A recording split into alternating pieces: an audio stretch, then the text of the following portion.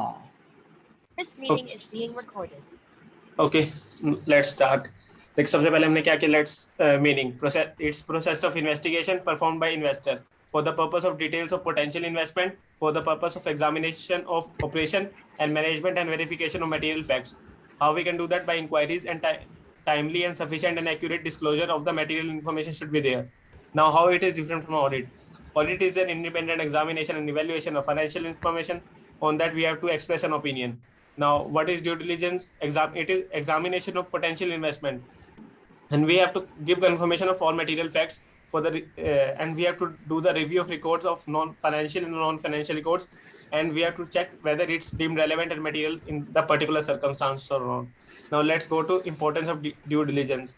It is for the assistance of purchaser or finding out the careness or how a reasonable person should take care about that business, particularly on acquiring and investing into the prior to the completion of that particular transaction. And what's the importance of now DD points? Now it's the confirmation of business that what it appear to be, confirm the business that what it appears to be, जो है वो होना चाहिए. Next, identifying the potential deal killer defects and avoiding the bad business transaction.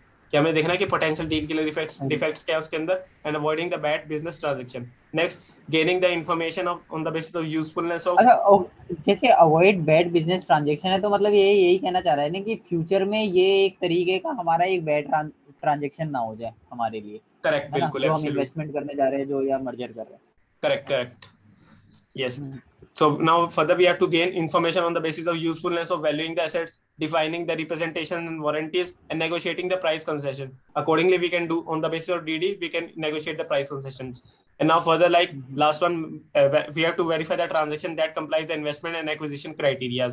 Now, what are the classification of DD? There are 7 classification: commercial operations DD, financial, tax, information system, environmental, legal, and personal. And now further, like what is commercial and operation DD? We have to check by concerning the acquiring organization into the how we have to do evaluation of particularly commercial, strategic, and operational perspective. And what are the financial DD? We have to go deep into today the session. What is financial DD? We have to do analysis of books of accounts and other information that are relating to financial terms only, but particularly in financial DD. In further, like we are going into deeper financial, we have to check non-financial records also, but mainly we have to check financial. Now further, after the completion of commercial due diligence, we have to like do the interpretation of commercial DD. After that completion of commercial DD, we have to interpret that financial DD is not the completion of complete DD. कि हमने देखा था ना कि वो complete DD नहीं है, इसको हमने अलग ट्रीट करके रखना है, उसका स्कोप डिसाइड करेगा वहां पे. It is not appropriate to use the financial DD with the, and we have to use the financial DD with the caution only. It is not complete due diligence. Now, what is the primary objective of it? We have to look behind the wheel of the initial information that are provided to this person, so like that who is doing DD, or like to the client. Or the next, it should assess the benefits or cost for the proposed acquisition or merger, and we have to look into the inquiry of past, present, and future of the businesses. Now, what is the objective? We have to check the individual area of verification, like accounting policy and procedure followed or not. Assets and liabilities are according to the latest balance sheet and management information system. Details of management structure, cash flow pattern, what is the basis of projection on the future profit, and how both are relating to that. So that's the revision of that we have completed yesterday. Vinay Yes. 2 minute बस भाई, 2 minute, call है, एक emergency है, 1 second. Hello. This meeting is being recorded. चलो start करते. This meeting is being recorded. Let's start. If a full-fledged financial DD is conducted, it would include the following matters inter alia in its scope. What is the scope of financial DD? Brief history of target company and background of its promoter. Second, accounting policies, review of financial, taxation, cash flow, financial projections, management employees, or statutory compliance. Now let's move into the brief history of target company and backgrounds of promoters. The accountant should begin the financial DD reviewing by looking the history of the company and backgrounds of the promoter. सबसे पहले मैंने क्या check करना है कि उस company की history क्या है, कोई मतलब फ्रॉड वगैरह से रिलेटेड कोई उनकी कोई ऐसी थी कि नहीं थी, उनके प्रमोटर्स का बैकग्राउंड कैसा है, कंपनी मतलब क्या डील करी, कोई केसेस या सिविल कोर्ट के अंदर मतलब कोई केस हुई हो, मतलब कुछ फाइन लगाओ, इम्प्रिजनमेंट वगैरह कुछ अगर किसी डायरेक्टर को हुई हो. Next, the details of how the company was set up and who are the original promoters has to be gone into before verification of financial data in detail. सबसे पहले हमने यही चेक करना है कि अगर उनके डायरेक्टर्स या कंपनी अगर कोई उन पर पेनल्टीज वगैरह हैवी पेनल्टीज चार्ज हुई थी तो दिख रहा है वहाँ पे कुछ बैड ट्रांजैक्शन वगैरह हुई होंगी, तो हम उसमें केयरफुली इन्वेस्ट करेंगे अगर कर भी रहे तो, बिफोर वेरिफिकेशन ऑफ डिटेल, अगर उससे पहले। And I into history of target company में reveal its turning points, survival strategies adopted by target company from time to time, the market share enjoyed by target company and then changes therein. सबसे पहले अगर हम उसकी history में जा रहे हैं हमें क्या देख सकते हैं, वहाँ टर्निंग पॉइंट देख सकते हैं कि कंपनी ने अगर कोई ग्रोथ, मान लो ग्रोथ की है या कोई बैड ट्रांजेक्शन की थी, उसका शेयर प्राइस पे क्या इफेक्ट आया था, if there is like due to covid what are their survival strategies, उन्होंने कैसे अपने आप को सर्वाइव किया वहाँ पे, क्या what the strategy performed by that companies from time to time now, market share enjoyed, product life cycle and adequacy of resources. मान लो जैसे अगर हम देखते हैं ना कि जिस अगर कोई प्रोडक्ट में हम इन्वेस्ट करें तो उसकी लाइफ साइकिल क्या है, ज़्यादा टाइम तक वो सस्टेन कर सकता है कि नहीं मार्केट के अंदर, मतलब किधर का कोई मिल्क वगैरह हम उसके अंदर कैसे इन्वेस्ट कर रहे हैं वहाँ पे, कि कोई ऐसा अगर कोई न्यू प्रोडक्ट कोई लॉन्च कर रहा है लेकिन उसकी प्रोडक्ट लाइफ साइकिल बहुत कम है वहाँ पे, तो in that case we have to look properly into that business. It could also help in the accountant in determining whether in the past or any regulatory requirements have had impact on the business of target company. It could also help the accountant कैसे कर सकता है, any regulatory matter requirement, कि अगर कोई impact हुआ हो उनके बिजनेस पे टारगेट कंपनी, एक मेन ये लाइन आ गई कि अगर कोई रेगुलेटरी रिक्वायरमेंट का इम्पैक्ट था उनके बिजनेस पे। Broadly the accountant should make relevant inquiries about the history of target product, market supplies, expenses, operations. क्या करना है इसके अंदर, हमने ये चीज मेन एक और करनी है कि उनके ऑपरेशन एक्सपेंसेस अब आगे करेंगे और देखेंगे वहाँ पे कैसा ट्रेंड जा रहा है उनका, मतलब अभी हमने बेसिक ट्रेंड देखना है और उसकी हिस्ट्री देखनी है। अभी हम आगे कैश फ्लोज, अकाउंटिंग पॉलिसीज उनके आगे फर्दर जाएंगे, लेकिन सबसे पहले हिस्ट्रीज वगैरह देखनी है, सबसे पहले उनका बैकग्राउंड क्या है उनका उस कंपनी का। And this would include nature of business, nature of business क्या उनका, किस में डील कर रहे हैं, होलसेलर है, मैन्युफैक्चरर है, ट्रेडर, इंपोर्टर है, उस अकॉर्डिंग हम उसकी लाइफ साइकिल वगैरह consider, further factors we have to consider on the basis of nature of business. Next, location of product facilities, warehouses, उनकी लोकेशन क्या है उसकी। एक तो नेचर ऑफ बिजनेस, ये पॉइंट्स मैंडेटरी है, लिखते रखना है साथ साथ अगर नोट्स बनाएंगे ना वहाँ पे, कि उसकी नेचर ऑफ बिजनेस क्या है, किसमें अगर एक बिजनेस है या मल्टीपल बिजनेस है उसके, लोकेशन क्या है उसके वेयर हाउस की, मतलब ऐसी जगह जिसकी कॉस्ट हाई आ रही हो, फिक्स एक्सपेंसेस हमारे हाई आ रहे हो, मतलब we have to check properly. Employment, employees कैसे उनके। Third example like by location, supply, wages level, union contracts, pension commitments, government regulations, कि जिस एरिया में हम जा रहे हैं उसकी रेगुलेशंस क्या है, क्या सप्लाई और वेजेस का लेवल क्या है वहाँ पे, we have to consider that also na, if company is investing something that you should look that wage level is minimum, so that its cost is best, or like its product cost is less only। Product है, services and market, किस product की कौन सा product है, services क्या है, उसकी market क्या है, अगर वाइड मार्केट है लेकिन अगर उसका कंपटीशन बढ़ जाता है तो वो केयरफुली इन्वेस्ट करेगी वहाँ पे, मार्केट इंक्रीज कर रहा है उसका, लेकिन अभी कंज्यूमर या कोई प्रोडक्ट है जो उसके डील कर रहे हैं वहाँ पे सप्लायर्स, वो बहुत कम है, तो बहुत अच्छे से इन्वेस्ट करेगी और मार्जिन वगैरह देख के। एग्जाम्पल, मेजर कस्टमर्स क्या है उनके, कौन कस्टमर डील करता है, कॉन्ट्रैक्ट्स क्या है, टर्म्स ऑफ पेमेंट क्या है वो रिसीव करते हैं, मार्जिन क्या उनके, मार्केट शेयर क्या है, कॉम्पिटिटर्स कौन है, एक्सपोर्ट्स में डील कर रहा है, पॉलिसीज है, रेपुटेशन ऑफ प्रोडक्ट्स, उसकी मार्केट में रेपुटेशन क्या है, अगर कोई ब्रांड बन चुका है कि नहीं बन चुका है, बन रहा है, अगर उसने कैसे आगे ग्रोथ में लेके आना है। जैसे अगर कोई शार्क टैंक था उसमें अगर तुमने देखा तो उसमें भी यही मेन थी कि उसके कस्टमर देखते हैं ना, उनकी पेमेंट्स क्या, मार्जिन क्या है, कॉम्पिटिटर्स क्या क्या एस्टेब्लिश है कि नहीं ऑलरेडी, ट्रेंड्स देखते हैं, स्ट्रेटेजीज क्या उनकी जो कैसे प्रेजेंट करे अपने आप को, प्रोसेसेस क्या है, एक तो ये मेन होगी एक ये चीज। सबसे पहले हम ये भी देखते हैं ना उनके कस्टमर्स क्या है, उनकी क्या डील है, वो कैसे स्ट्रेटेजीज डेवलप कर रहे हैं। Next, history of the business with important suppliers of goods and services, उसके क्या इंपॉर्टेंट सप्लायर्स के साथ कैसे लिंक्स है वहाँ पे, कि वो अच्छे से टाइम टू टाइम पेमेंट या कर देते हैं, या कैसे सप्लाई आ रही है उनको, कैसे रिसीव हो रहा है वहाँ पे।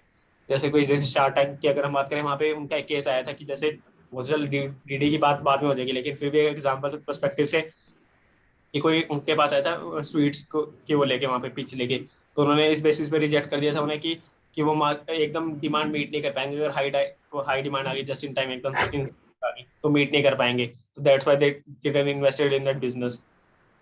Long term contract, stability, term of payment, imports, method of delivery, just in time, अगर हम एकदम कर सकते हैं कि नहीं कर सकते, कितना टाइम लगेगा, उनकी डिलीवरी क्विकली थी लेकिन एकदम अगर लोड आ गया तो जस्ट इन टाइम नहीं कर पाएंगे डिलीवरी वहाँ पे उनको।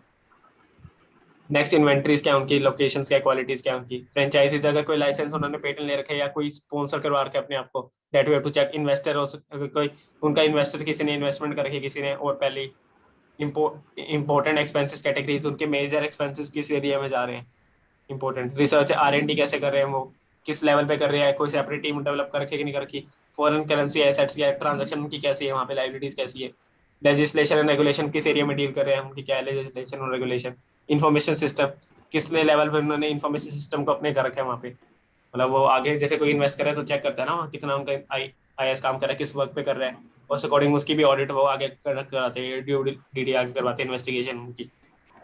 इसमें कोई doubt? No. Okay. Next, accounting policy. The accountant should study the accounting policy being followed by the target company and ascertain whether any accounting policy is appropriate or not. कि हमने इन accounting policies देखनी है अगर according to the applicable framework like AS or Ind AS or if any NBFC or bank, if any case banking sector is there or not. The accountant should also see the effects of recent changes in accounting policy. If there is a recent change in the accounting policy, how the effect of that has been taken in the financials or like other things. The target company might have changed its accounting policy in the recent past, keeping in view its intention of offering itself for sale. कि अगर मान लो उन्होंने अपने cell के लिए आगे जा रहे हैं, गोइंग कंसर्न उनका इम्पैक्ट आ रहा है, तो वो तो चेक करेंगे ना वहाँ पे, अगर गोइंग कंसर्न इम्पैक्ट आ रहा है तो अगर कोई इन्वेस्टमेंट कर रहा है तो उसके लिए बेनिफिट ही क्या हुआ वहाँ पे। Next, the overall scope has to be based on the accounting policy adopted by management. एक ही मेन लाइन होगी इसकी accounting policy. Overall scope has to be based on the accounting policy adopted by the management. The accountant has to look at the material effect of accounting only at any material effect. उसका हमने material effect देखना है on the overall profitability and their correctness, वो correctness है कि नहीं है। material effect देखना, हमने immaterial को देखना ही नहीं। It is reiterated that the accountant should have a detailed look at all the material changes in accounting policy in the period subjected to review very carefully.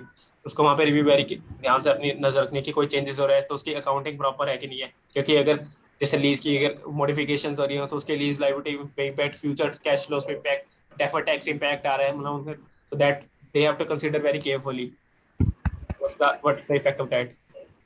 Next, the accountant's report should include a summary of significant accounting policies used by the target company. Accountant report में जो report issue करेगा आगे further should include a summary of significant accounting policies used by that company.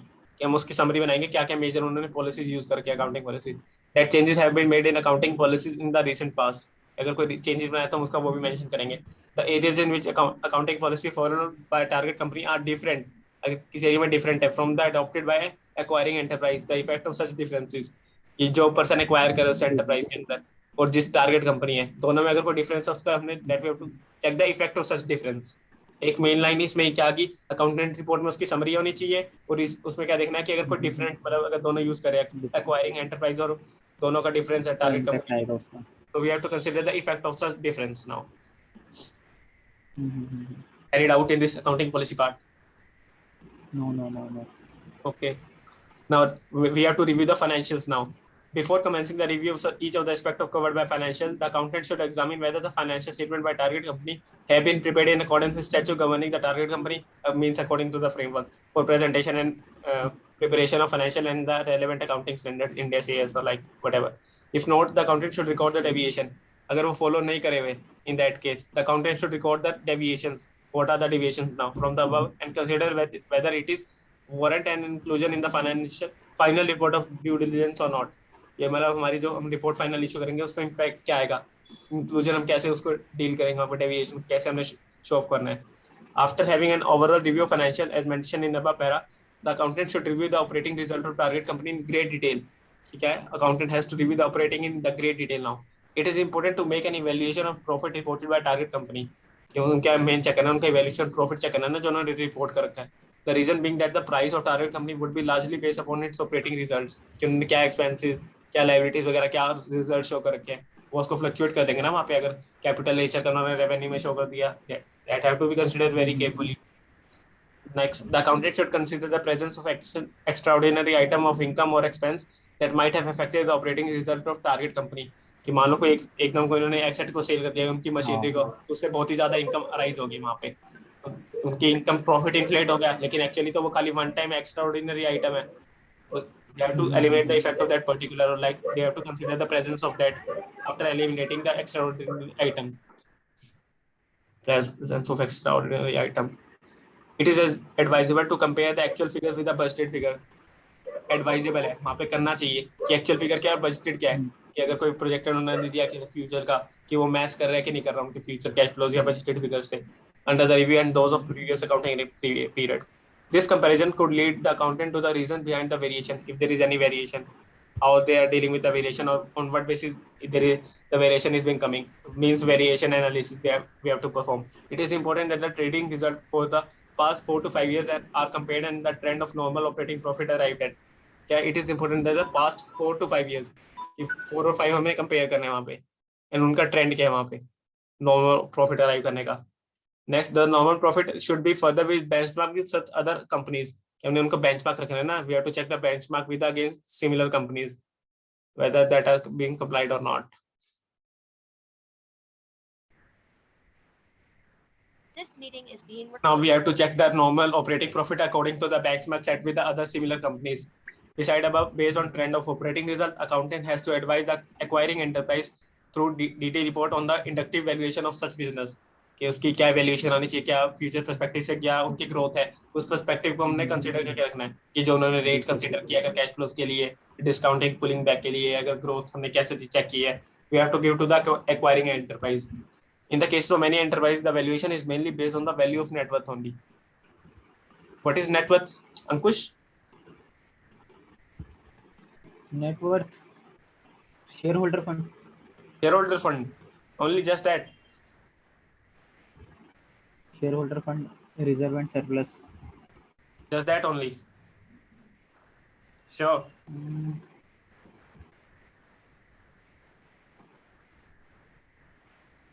Yes.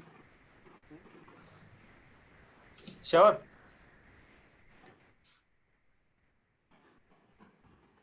Net worth. Yes, you are right.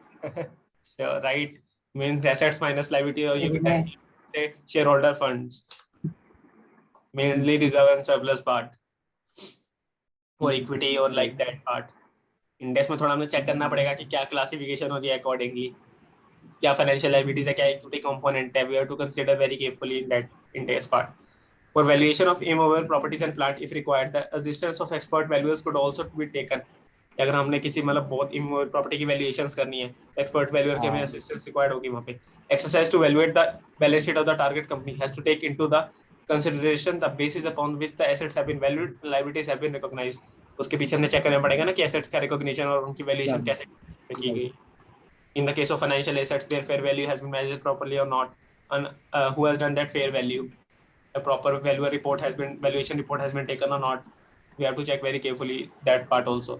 The net worth of the business has to be arrived by taking into account of over under valuation of assets and liabilities. We have to check the impact of like if there is over assets, over valuation करके उनकी. So we have to eliminate that part also. An accountant should pay particular attention to the valuation of intangible assets. कि intangible assets की valuation हम proper एक accounting framework से और उसकी जो वेरिफिकेशन जो रिपोर्ट्स हैं अकॉर्डिंगली कर रखी है कि नहीं कर रखी, क्योंकि वो बहुत इन्फ्लेट कर सकते हैं गुडविल को, मतलब गुडविल को, इंटेंजिबल पार्ट को. Next, the objective of DD exercise will be to look into the specific for any hidden liabilities or valued assets.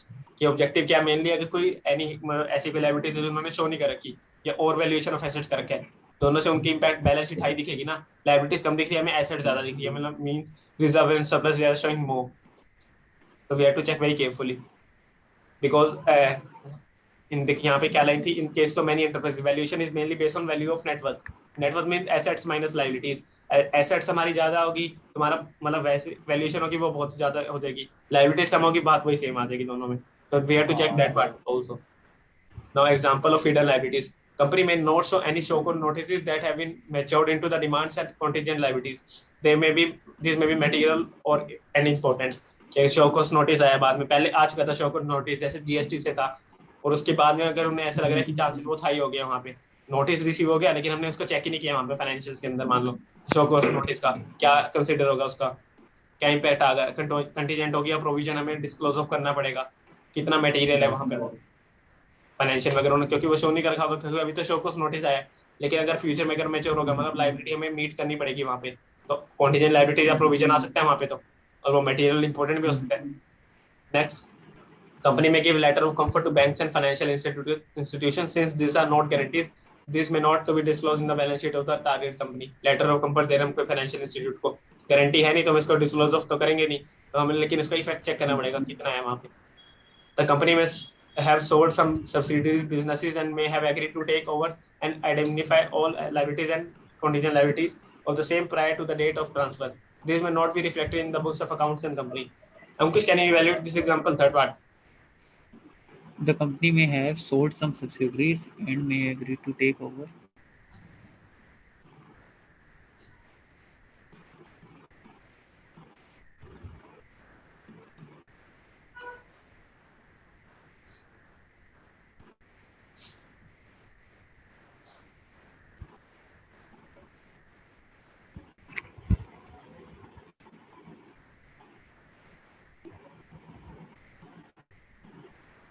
अपनी जजमेंट के अकॉर्डिंग बताइए, ऐसे मत देखिए बोले डीप, मैं अपनी तेरी जजमेंट क्या कहती है यहाँ पे वर्सेस जजमेंट, मुझे समझ में तो आए।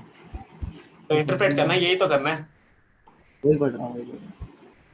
एक बार रीड कर दे अच्छे से। The company may have sold some subsidiaries and businesses that have been agreed to take over and take over. देख लाइन ब्रेक करके कर, सबसे पहले उन्होंने सब्सिडरी सेल किया, बिजनेस सेल हाँ हाँ, किया, तू पढ़ तो सही। And may have agreed to take over, उन्होंने टेक ओवर करने की या टेक ओवर के लिए, and identify all liabilities and contingent liabilities. Do you know what's the meaning of indemnify now? Indemnify मतलब वो क्या कहते हैं, कंपनसेशन ना, हाँ मतलब उसके उनकी अगेंस्ट वो पे कर देंगे। हाँ उनकी लायबिलिटीज के अगेंस्ट हम या कॉन्टीजेंट लायबिलिटीज के हाँ अगेंस्ट कर रहे हैं, of the same prior to the date of हाँ ट्रांसफर, कि जो भी डेट ट्रांसफर डेट से पहले होंगे वो हम सारी मीट कर देंगे। हाँ। या वो पे कर रही है क्या, वो रिफ्लेक्ट तो नहीं करेगा ना वहां पे अगर उन्होंने पे कर दी,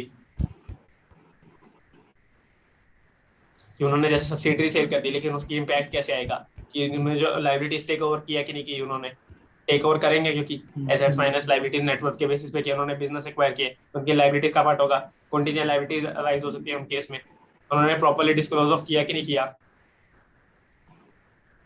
जो इंडेमनिफिकेशन करनी है मतलब उनको पे करनी है ना, तो फ्यूचर में अगर पे करनी है उनका लाइफ वो तो अच्छा, डिस्क्लोज। मतलब ये फ्यूचर की बात कर रहे हैं कि अगर कोई सब्सिडरी हम क्या कहते हैं सेल कर दे या लाइबिलिटी करने की गई, तो इसे डिस्क्लोज कराए कि नहीं करा हमने अपने बुक्स में, हाँ ऐसा कुछ हाँ करेक्ट, है। हाँ हाँ बिल्कुल correct. Next, product and other liabilities claim, warranty liabilities, product returns, discount, liquidated damages और late deliveries and all litigations। कि देखो इस केस में क्या है, रेवेन्यू इंडेक्स 115 है, वहां पे लिटिगेशन क्लेम्स वगैरह वारंटी लायबिलिटीज भी आती है हमारी, वारंटी प्रोविजन हमें डिस्क्लोज बताना पड़ता है कि अगर हम डिस्काउंट देख रहे हैं उसकी अकाउंटिंग कैसे करनी है, उसकी प्रॉपर करनी पड़ेगी, कैसे हम डिस्क्लोज ऑफ कर रहे हैं वहां पे, कि उसकी कंसिडरेशन कैसे कर रहे हैं, लिटिगेशन में अगर कोई केस गया हुआ है उसके आउटकम के चांसेस क्या है वहां पे, अगर कम है वहां पे लेस देन सिग्निफिकेंट है और प्रोबेबल है less than probable, we have to show contingent liability. If it's more than probable, we have to show the provision as per Ind AS 37. I'm saying that. So that we have to check. Next, tax liabilities under direct and indirect taxes. क्या कोई tax liabilities है? Long term pending sales tax assessment, अगर कोई long term से pending है, उसके अब arise हो सकती है वो तो, कि meet हो जाए या demand उनकी क्या है अभी वो चल रही है। Pending final assessment of custom duty, अभी custom duty भी आ गए। Agreement to buy back sold at stated price. तो उन्हें बाय बैक करने हैं शेयर्स को, तो उन्हें अमाउंट वापस मिलेगी, तो उनके मतलब लायबिलिटीज कम होंगी या डिक्री बढ़ेंगी वहां पे? लाइबिलिटीज कम होगी ना, कम होंगी। अगर हम अपना करेंगे। एक second. Agreement to buy back shares sold at, share capital कम हो जाएगा ना अपना, शेयर कैपिटल कम हो जाएगा है, buy back of shares sold eight stated,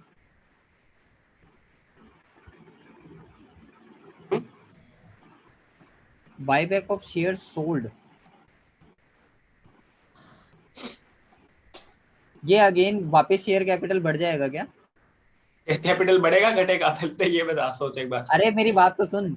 हाँ बाय बैक ऑफ शेयर्स है सोल्ड, बाय हाँ, बैक ऑफ शेयर्स सोल्ड बढ़ बाय जाएगा बैक क्या ना। होता है? शेयर कैपिटल बढ़ेगी। बाय बैक शेयर्स वापस परचेज करना, शेयर्स अपने हाँ पास वापस लेना जो हमने इशू कर रखा है। हाँ लेकिन इसने लाइन क्या लिखी है, मैं ये बोल रहा हूँ, by agreement to buy back share sold. अच्छा हाँ, शेयर हाँ कैपिटल अरे कुछ नहीं है, ये मैं फालतू में ज्यादा दिमाग लगा रहा हूँ। क्या ये है ना कि शेयर कैपिटल कम हो जाएगी, कम हो जाएगी? क्या होएगी तो? देखो पैसा मिलेगा कि नहीं मिलेगा, विल यू रिसीव मिलेगा। बैंक अमाउंट विल इंक्रीज, हाँ increase. assets will increase, and how will it take the impact on the now liabilities part? Liabilities will decrease, ओ भाई, बायबैक ऑफ शेयर्स में हम पैसे देते हैं मींस ना। देख तू तो ये कह रहा है जैसे ये मान ले ये तेरी एसेट्स लायबिलिटीज का सेम बैलेंस था, तो एसेट्स को यहाँ इंक्रीज कर रहा है इतनी अमाउंट से, तो लायबिलिटीज को डिक्रीज कर रहा है, ये तो तूने डबल इम्पैक्ट ले लिया, ये तो इतना इम्पैक्ट आ गया बल्कि। अरे विनय, यस, बायबैक बायबैक के क्या कर रहा केस है? में देखो कैश मिलता कंपनी है नहीं क्या मिलता, करती मैं है? तो यही पूछ रहा हूँ, देख मैंने सबसे पहले यही पूछा है। कंपनी कैश देती है ना भाई। हाँ हाँ फिर तो क्या, share share capital capital, debit होएगा टू बैंक होएगा, दोनों कम कम हो जाएगा। लेकिन यहाँ पे कि तूने प्रॉपरली इवेल्युएट किया क्या लिख रखा है वर्ड? मैं वही तो समझ में क्या है agreement to buy back share agreement है अभी जस्ट। अच्छा एग्रीमेंट है, okay okay okay, just an agreement. तो इसका क्या यस डिस्क्लोजर की बात कर रहे हैं क्या? हाँ ओके ओके, डिस्क्लोजर अरे भी यार मैं अकाउंटिंग टर्म्स में जा रहा था। ओके ओके अभी ठीक है। Agreement just now only agreement has been made. तू भी तो परेशान कर रहा है, फालतू की बातें अरे बोल देख रहा है, तू बोल हेडिंग तो क्या थी सही। हेडिंग, अरे हेडिंग तूने चेक नहीं की, हिडन लायबिलिटीज, अभी अरे लायबिलिटीज छुपी हिडन हुई, लाइबिलिटीज एग्रीमेंट हुआ अभी सिर्फ तो तूने उसे पे छोड़ के होना सब किया हाईलाइट कर लिया मैंने।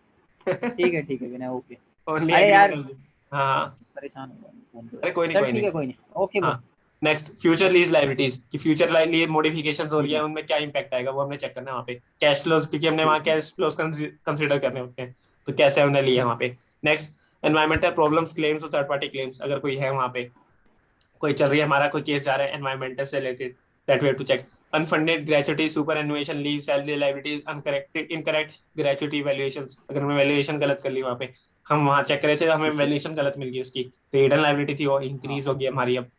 पॉइंट है। Huge labour claims under the negotiation when the labour wage agreement has been expired, कि ह्यूज लेबर के ठीक क्लेम्स है आ रहे हैं लेकिन agreement has been wage agreement has been expired already.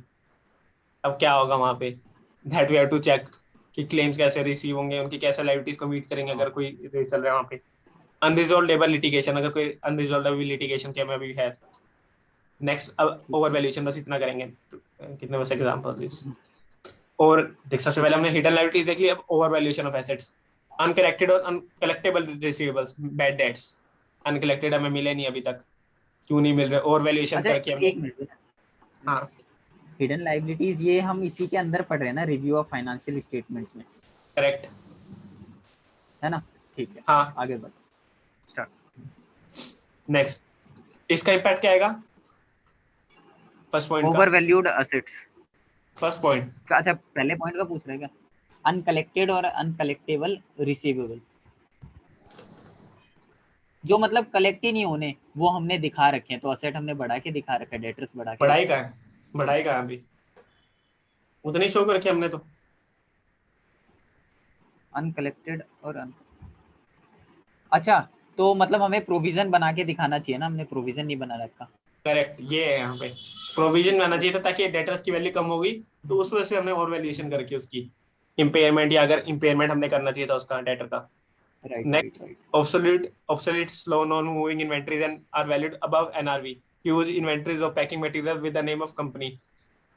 NRV मतलब जो ऑब्सोलीट स्लो नॉन मूविंग है उनकी एनआरवी हाँ सेलिंग हाँ प्राइस बहुत कम हो जाता है वहाँ पे, तो एनआरवी तो समझ वही होती है गया, उनकी बहुत कॉस्ट, ठीक लेकिन है। उन्होंने अभी भी हाई शो कर रखा है एनआरवी से, तो वो हाँ तो हो ही नहीं सकता, तो ठीक। उन्हें राइट हमें चेक करना पड़ेगा और वैल्यूएशन कर रखी है। नेक्स्ट अंडरस्यूड और obsolete plant machinery in the space, underused ये क्या अंडर, अच्छा sorry under used, under use. Okay okay under use और ठीक है obsolete plant machinery and the spares, कि ऑब्सोलीट हो गए तो उसका भी हमने इम्पेयरमेंट या डेप्रिसिएशन चार्ज बैक करना पड़ेगा, इम्पेयरमेंट हाँ हाँ 36 हमने चेक करना पड़ेगा। Assets value which have been impaired due to sudden fall in market value, कि उसकी वजह करनी पड़ेगी, अगर कोई मार्केट वैल्यू फॉल कर रही है तो हमें उसकी लायबिलिटीज जो एसेट्स हमें उसको डिक्रीज करना पड़ेगा फेयर वैल्यूएशन पे, अगर जो भी ले रखी है हमने एसेट, क्योंकि इसका बेसिस पे क्या है इम्पेयरमेंट का इम्पैक्ट आ जाएगा इस पे ना, अगर फेयर वैल्यू बहुत डाउन जा रही है तो उसका इम्पेयरमेंट इंडिकेटर्स है वो हो जाएंगे fulfill. Next, assets carried at more than current market value due to capitalization of expenditure, exchange fluctuation and capitalization of expenditure mainly in the nature of revenue, कि हमने रेवेन्यू नेचर के item थे उसको जो हमने रेवेन्यू है capitalise कर उसको दिया। भी हम कैपिटलाइज कर रहे हैं। ठीक है correct. Next litigated assets and property, litigation है अभी उस, लेकिन मतलब किसी और की प्रॉपर्टी है लेकिन लिटिगेशन में हमने उसको शो कर रखा है, तो उसका कंसिडरेशन हमें चेक करनी पड़ेगी वहां पे कि क्या आ रही है, किसी और के पास एसेट्स जाएगी मतलब हमने शो करनी है कि नहीं करनी। Next investment carried at cost through realisable value which is much lower, कि कॉस्ट हमने शो करके लेकिन उसकी रियलाइजेबल वैल्यू बहुत ही लोअर है, इम्पेयरमेंट आ गया वापस। ठीक। नेक्स्ट हाँ investment carrying at lower rate of income और रिटर्न, कि बहुत ही हमने लो रेट पे दिखा रखी है उनकी income, investment carrying a very low rate of income और रिटर्न, हमें चेक करना पड़ेगा ना वहाँ पे एक्चुअली है कि नहीं है तो हम मतलब अभी भी क्या पर्पज से रख रखी है उन्होंने, अगर लो इनकम इतनी इन्वेस्टमेंट दे रही है तो क्या पर्पज है उसका, चेक करना है, इंडिकेटर्स है ये, कोई वो नहीं है गाइडेंस के हमें हाँ प्रोवाइड करा है, चेक करना है। नेक्स्ट इंफ्रास्ट्रक्चर प्रोडक्ट इंफ्रास्ट्रक्चर्स, इसका मीनिंग क्या है कुछ पता है? इनफ्रक्टुअस इंफ्रास्ट्रक्चर मतलब ये प्रोडक्ट। मेरे को तो ये लग रहा है कि जो फ्रूटफुल ना हो, मतलब जो थोड़े ग्रो ना कर पाए हाँ कह उनका। सकते हैं। हाँ डेफर्ड रेवेन्यू एक्सपेंडिचर जो फ्यूचर में मिलेगा हमें वो चेक करना पड़ेगा ना, अगर फ्यूचर में मिलेगा उन्होंने वो उसको कैसे रिकॉग्नाइज कर रहे हैं, अभी तो नहीं करें क्योंकि इंड एस 115 में उसका चेक करना पड़ेगा वहां पे कि कंप्लीशन ऑफ टाइम पे, पॉइंट ऑफ टाइम पे है, उसका हमने प्रॉपर्ली चेक करना है वहां पे। मतलब ये हो गया ना डेफर्ड वाले क्या, कि मतलब हम ओवर द पीरियड इसको वो कर रहे हैं क्या, राइट ऑफ कर रहे हैं क्या मेरे राइट ऑफ हिसाब कर रहे से, हैं। या हम बस दिखाते हुए चल रहे हैं? क्या होता है डेफर्ड रिवेन्यू एक्सपेंडिचर? इसका मतलब एक्सपेंडिचर तो हमने कर दिया ना, बस उसका बेनिफिट ओवर द पीरियड मिलने वाला है, नहीं? हाँ, हाँ, तो तो ये ओवर मतलब यही है ना वैल्यूएशन ऑफ कि एसेट्स अगर हम कैसे आया? राइट ऑफ करते हुए जा, क्या over valuation of assets over कैसे आया? वैल्यूएशन ऐसे हो गया ना, मे बी ऐसे हो गया कि हमें over the period right of करना चाहिए था, हम कर नहीं रहे राइट ऑफ, तो वो तो हमारा असेट साइड में दिखता रहेगा ना, नहीं? डेफर्ड रेवेन्यू एक्सपेंडिचर कहाँ एक आता पॉइंट है? बन सकता है। डेफर्ड रिवेन्यू एक्सपेंडिचर कहाँ, असेट साइड में आता है और कहाँ आता है? एसेट्स में आता है। हम्म? या नेगेटिव करके उसमें से माइनस करके दिखता है reserve and surplus? Deferred revenue expenditure liability है, एसेट्स हमारी। हम्म? बस एक असेट है। लास्ट एग्जांपल रह गया। अच्छा एक ट्रीटमेंट तो बता, रिजर्व एंड सरप्लस में से माइनस होता है डेफर्ड रेवेन्यू एक्सपेंडिचर और असेट साइड में शो होता है। एसेट साइड शो होता है। अरे मैं क्वेश्चन पूछ रहा हूँ विनय, क्या वापस बोल। मैं पूछ रहा हूँ कि deferred revenue expenditure reserve and surplus से माइनस होता है या एसेट साइड में शो होता है, कहाँ होता है, मैं ये पूछ रहा हूँ। रिजर्व एंड सरप्लस का कोई इम्पैक्ट नहीं आता उसमें। तो फिर ये कहाँ दिखेगा, अब तू बता। अब अरे तो डेफर्ड रेवेन्यू उसका कह रहे हैं ना, रेवेन्यू एक्सपेंडिचर कह रहे हैं ना, उसका प्रॉफिट एंड लॉस पे तो इम्पैक्ट एक तो जाएगा ना वहां पे, अगर तू रिवर्सल कर रहा है वहां पे उसका। क्योंकि देख तूने ये एसेट्स तो पूरा थोड़ी एसेट्स ना होकर रखे होगे डेफर्ड, ना। बिल्कुल एसेट शो कर रखी होगी। हाँ, करंट करंट एसेट्स होगी तेरे लिए तो ये तो एक। हाँ हाँ, तो उसको राइट बैक करेगा वहां पे कि फ्यूचर मतलब तूने लीज मतलब जैसे टर्म पे, जैसे तू सही कह रहा था पहले, तू उस पर कॉन्फिडेंट था, जैसे टर्म हाँ, पे मैं तू मैं उसको वही कह रहा हूँ ना, मेरे को लग रहा है तू मुझे, मैं ही कंफ्यूज हो गया बिल्कुल। सही कह रहा था, जैसे तू मतलब टर्म ये है आगे कि आएगी। असेट है, डेफर्ड का मतलब कॉमन सी बात है, आगे तक की बात होती है, तो उसको over the period upon right of कर रहे हैं क्या नहीं कर रहे हैं, मतलब ये पॉइंट करेक्ट। भी एक बन सकता है, और भी दूसरा हो हाँ सकता है, हम हाँ हाँ नहीं जा पा बिल्कुल। रहे हो। हाँ, next, group company balances under reconciliation, अगर कोई रिकंसिलेशन चल रही है उनकी बैलेंसेस का, वो कोई भी बैलेंस हो सकता ठीक है। है। Intangible assets of no value now, तो उसकी वैल्यू नहीं है, फिर वैल्यूएशन बहुत ही डाउन चली गई है, तो उसका राइट बैक हमने पूरा राइट ऑफ करना पड़ेगा हमने। ठीक है। तो ओनली ठीक है। 1 2 3 4 points are left covering financial DD, so we'll cover tomorrow. Any doubt? No Vinay no. Okay. Thank you Vinay.